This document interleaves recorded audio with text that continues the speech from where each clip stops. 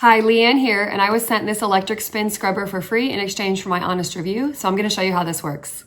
Here's a quick look at the brush in action helping me clean a hard-to-reach place. In the box are 5 different scrubbing heads and 3 detachable wand pieces that fit together. First, I charged the device.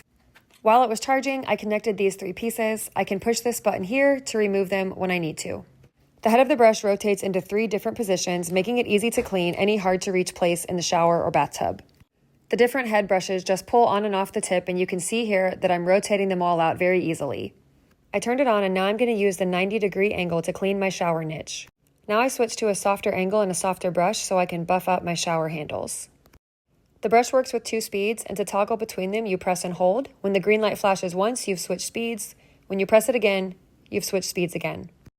I love that I can clean the floor of my shower here while still standing straight up. Here's one last look as I switch the angle of the brush head so I can get into those hard to clean places in my shower. In summary, I really love that this shower brush has multiple angles, 3 different angles to use, and 2 different speeds. That combined with all the different brush heads will take care of all my cleaning needs, and it's a product I recommend.